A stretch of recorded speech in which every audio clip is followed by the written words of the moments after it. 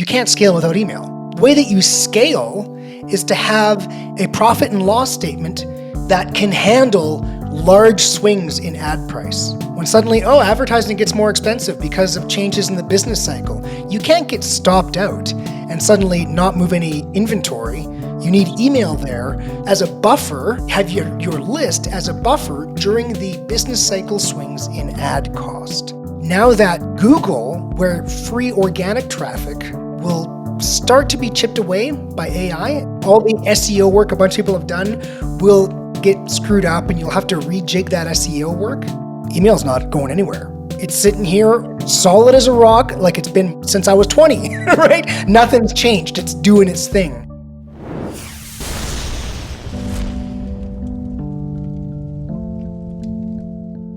It's all killer, no filler. I'm Eric. This is the D2C podcast. And today we have returning superstar podcaster Jordan Gordon, Pilot House's Director of Retention and Email Marketing, hot on the heels of his new launch of the world's best email and retention podcast, TWBERP. What episode are you on now, Jordan? I just recorded TWBERP 7. This is our first podcast that we're launching on the D2C podcast network, other than D2C and the All Killer No Filler podcast. How has this process been? Well, at first, it was just a struggle to get my microphone working. I'm kind of one of these, like, I do the Bluetooth speaker. That's kind of my audiophile setup. And we're living in Mexico right now, so everything, it was hard to get it shipped to me. When I was back in Canada, I should have bought it at Best Buy when I was there. But we overcame that. And as you just heard a couple minutes ago, there's also just stopping my 2-year-old or my 3-year-old from bashing down the door. Other than that, really fun. And a chance to be more structured in the way that I bring my ideas to the world. We've talked about on the podcast how much we loved making the theme song for the podcast. We were just discussing how we used, you didn't have a headshot ready, and so we used some great AI magic to replace some hair for your headshot. Yeah, to tell the world. It's really the hair that they gave me. So, I mean, I have lots of hair, but the picture was a bit of a cutoff, and that's the one you guys wanted. And so I've got like Justin Trudeau hair in the podcast picture. It's like amazing, this huge head of hair. So yeah, it's kind of funny. And the song, I mean, there were like 4 verses to pick through. Not all the AI verses were any good, but one of them, luckily there was one that was just pure magic. And I think that's really how we should think about AI, is use it to ideate, use it to produce, and then just like heavily edit. And that's how we got with the theme song that I hum all day. I walk around the house singing it. Do email. But today, this is the All Killer No Filler podcast. So we're gonna go through some of the biggest insights I feel like that you've unearthed in your 7 episodes. By the time this actually releases, you'll probably have 7 out. So in terms of all killer, what are some of the most killer insights you've been able to generate on the TWBERP podcast? Yeah. Thanks for the great question. When we were kind of beforehand, kind of deciding what are we going to chat about now, my first thought was, well, if I talk about something here, then I got to put it on the DTC on the World's Best Email and Retention podcast too. Yeah, so I thought I'd just come with just some really important things we discussed, but also get a chance to be a little bit more conversational with you, because before I was just like trying to jam out this stuff to get information out there. So yeah, I've got a top 10 here. We might not even get through a top 10. It's actually not in any order, but one interesting thing to discuss with you is like, we discussed where the revenue comes from. Like, I just sat back and thought, what do people want to know? They probably want to know, where should I work? Where should my efforts be? And I came with an interesting top 4, which was first inboxing. If you're not in the inbox, you're not getting any revenue. But then welcome, funnel support. And in the last point, it's actually, I think it's after welcome and funnel support, I think it's a numbers game. As far as I can tell, it's monthly messages per user and how many messages the average person gets.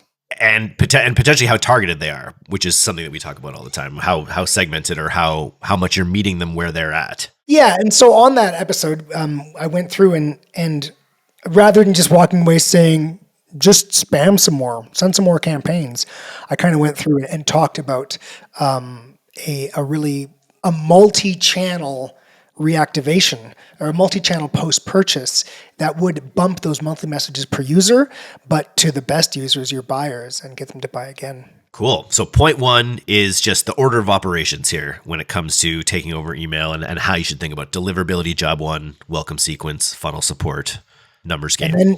And then numbers game. Although I'll say like the effect of a really good product launch is a lot.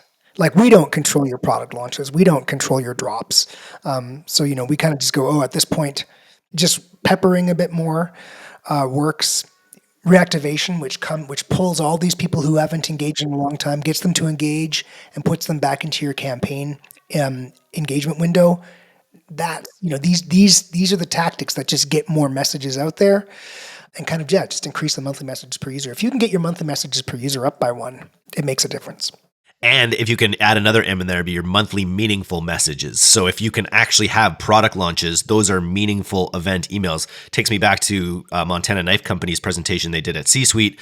Brandon did at C-Suite, where he basically showed us every 2 drops every week for the next 2 years planned out in a spreadsheet, so that every single one of those drops is treated like a real opportunity to engage and a user. And when you have that anchoring your email program where you have a real reason to be messaging people twice a week, it's going to make everything else more effective, I imagine.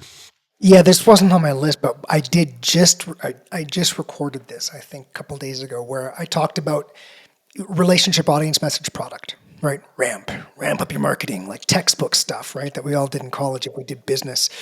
And that relationship, like this is what you can do. You can look at your campaign list for the last 12 months. That is the effective relationship you built with your audience, right? And if that relationship is good, you're going to get an extra year. And so we talked through a client of ours that has a great 3 message per week. We don't usually do 3 campaigns a week. We usually do 2. It's just like a good number. But a client that does 3 a week, and it's interesting. It's the first one is, 1 a week is like, let's say merchandising, right? Product feature, launch, right? And then 1 is rich content, kind of blog video. And then 1 is this like single product deal, kind of like Woot.com. I don't know if you remember Woot.com from a long time ago. I but do. Basically, single product discount.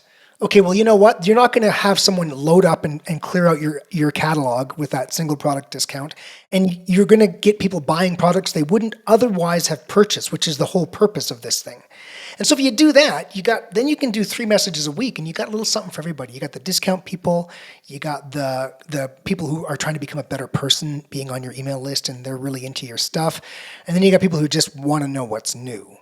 And that's kind of how you can, like we say, increase your monthly messages per user while building a better relationship. Love it.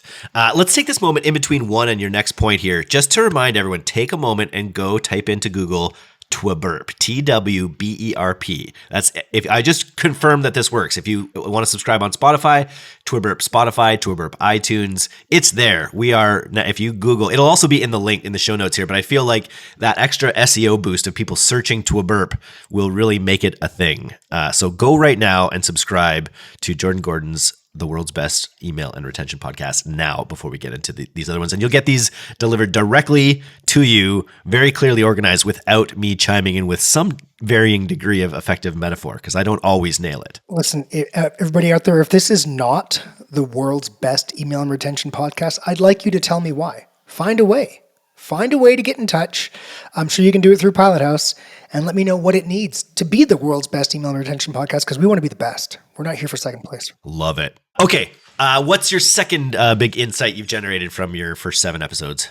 I was able to go in and, like you said, really descriptively talk about the most important concepts. So one concept is like, where's the money come from?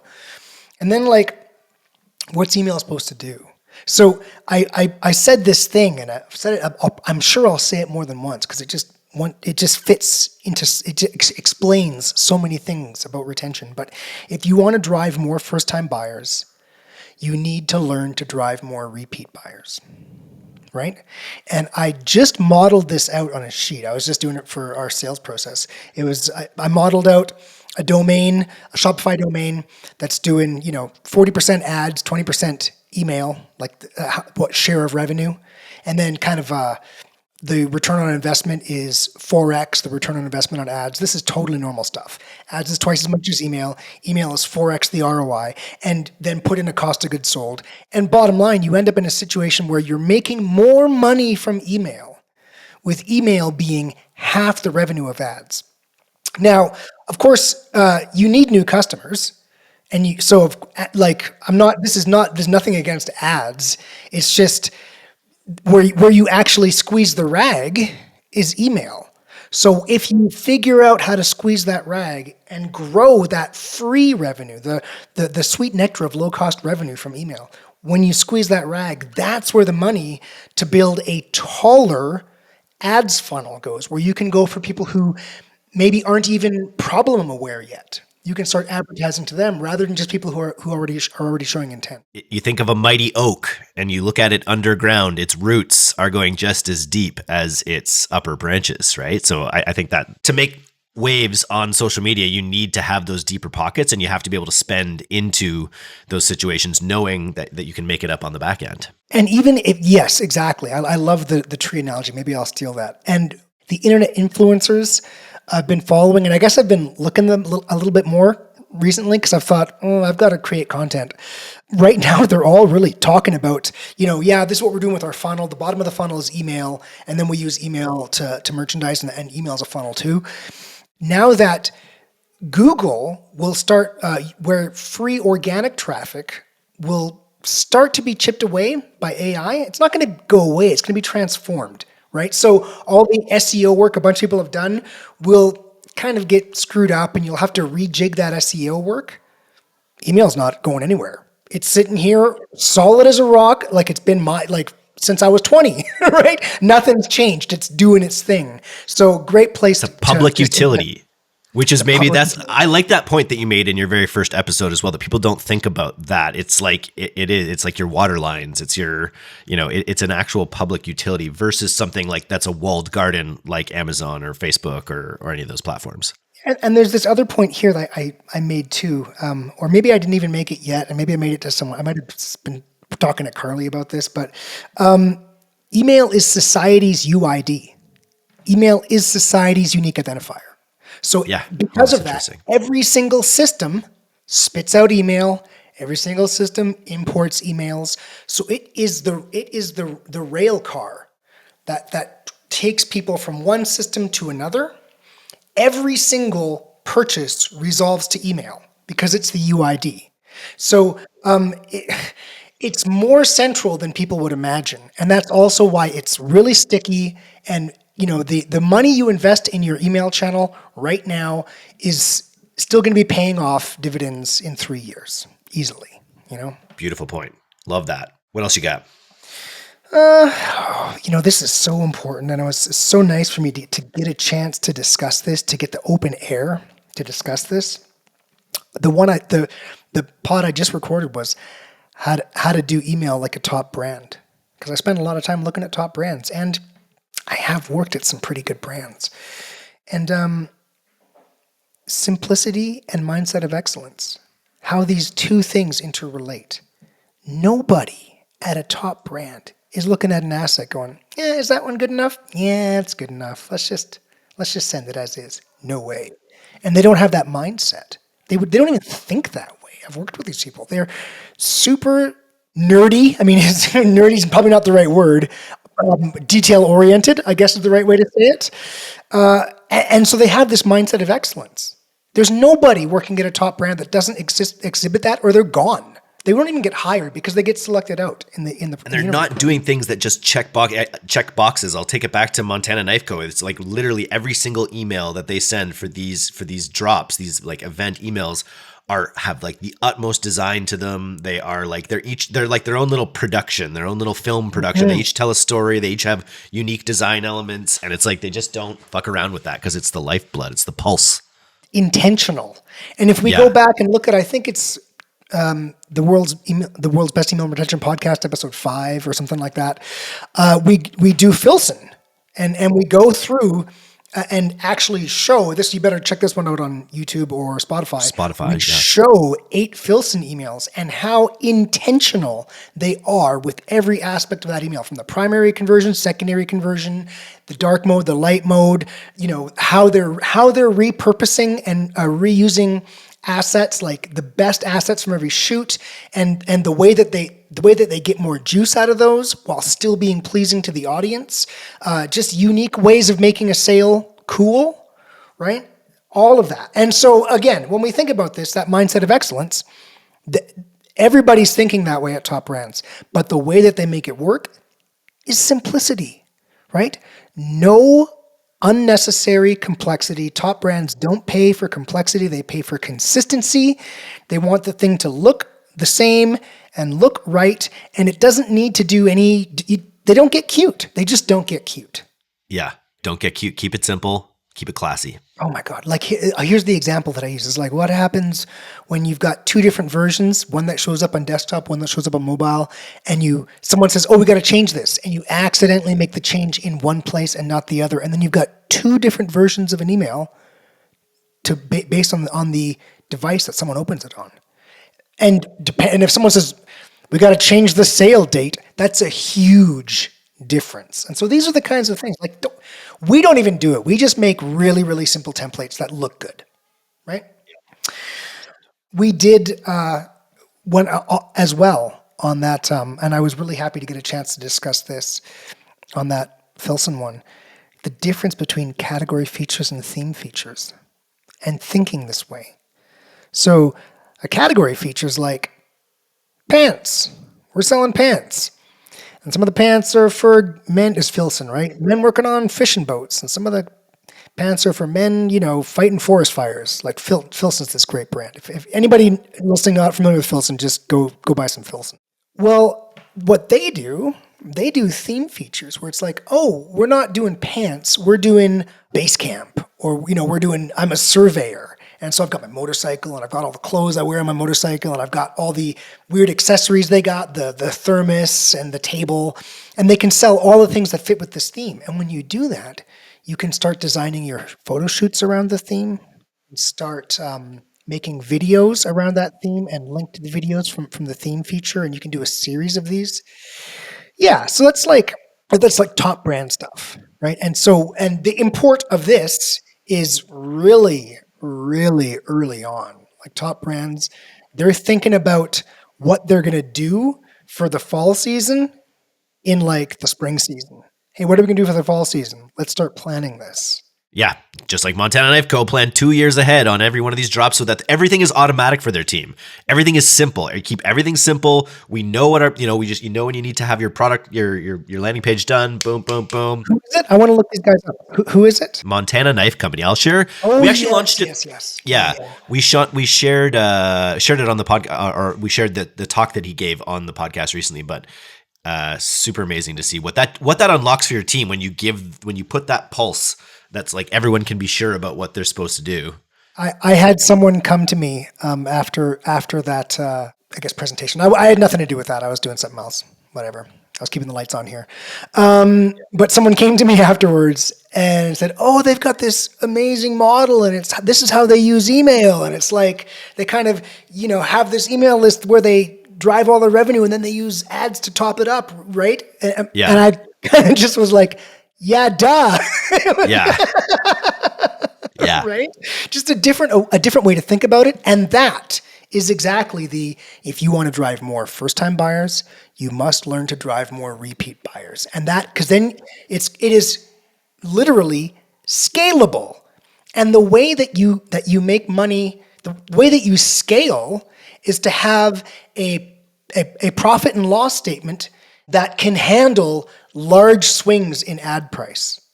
When suddenly, advertising gets more expensive because of changes in the business cycle, you can't get stopped out and suddenly not move any inventory. So you need to have that email. You can't scale without email. You need email there to as a buffer, and have your list as a buffer during the business cycle swings in ad cost. Wow, right? Wow. Can't scale without email. And it rhymes, so we know it's true. It must be. There's actually a cognitive bias around that. I want to give a cognitive biases talk. It got stopped out. I had to do another Black Friday.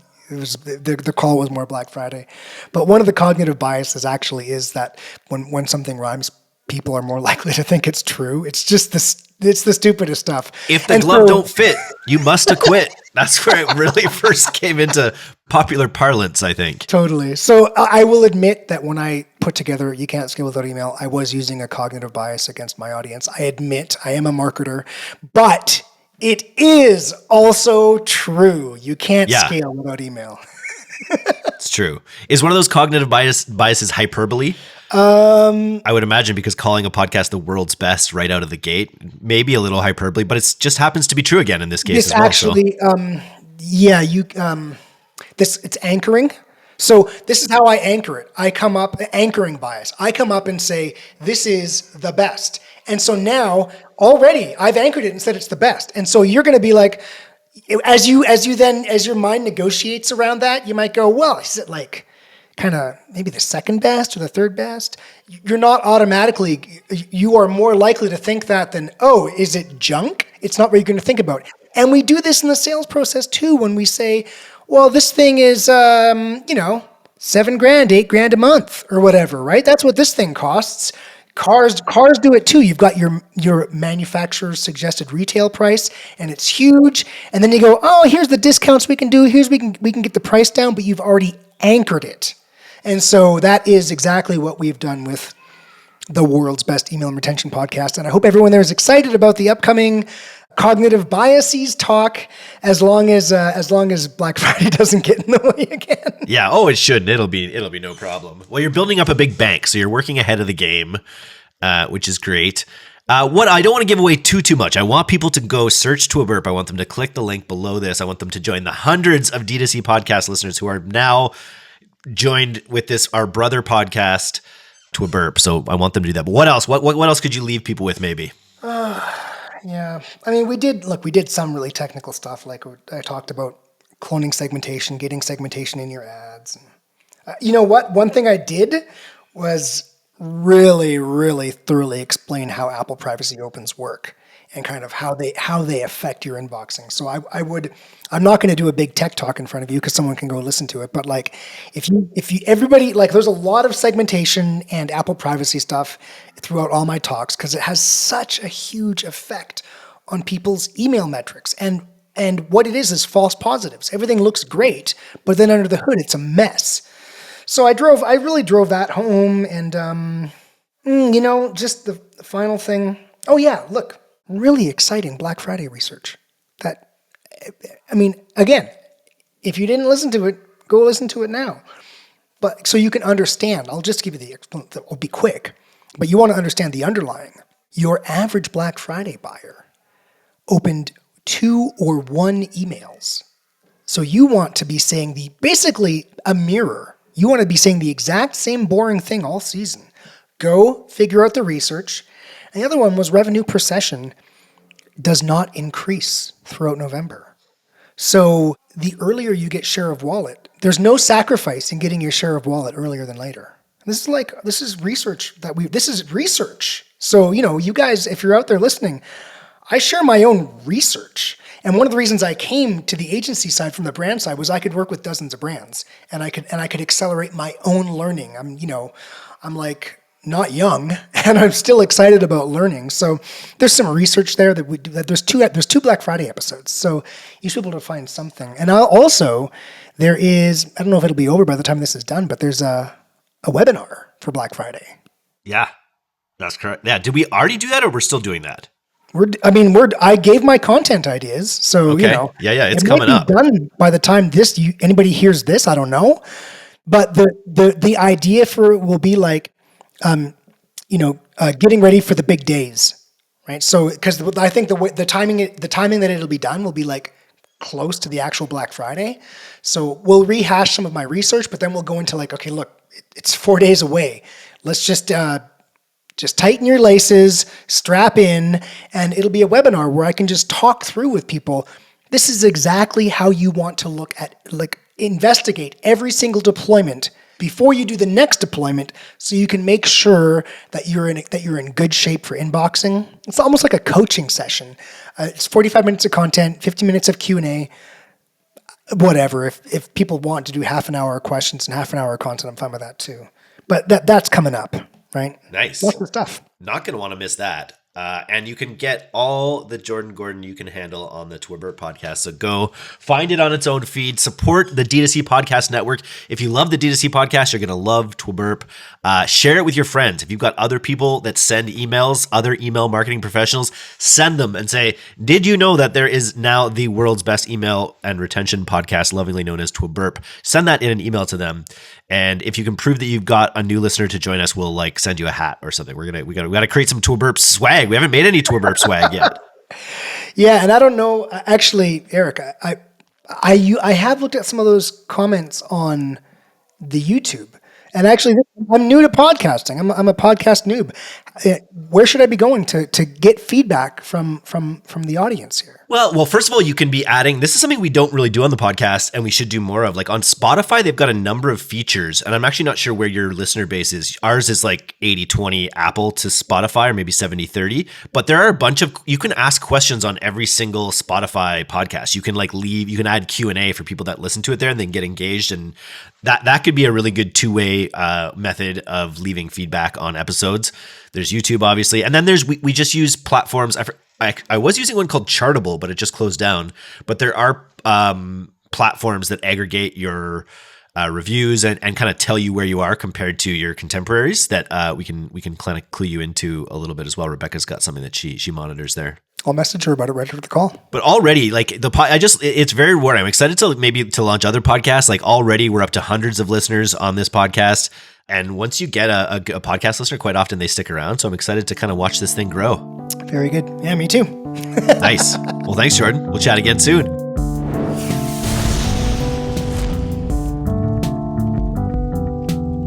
Thanks for listening to today's episode. If you're not getting the D2C newsletter, you can subscribe for free at directtoconsumer.co. And if you want to learn more about Pilot House's all-killer, no-filler services, take off to pilothouse.co.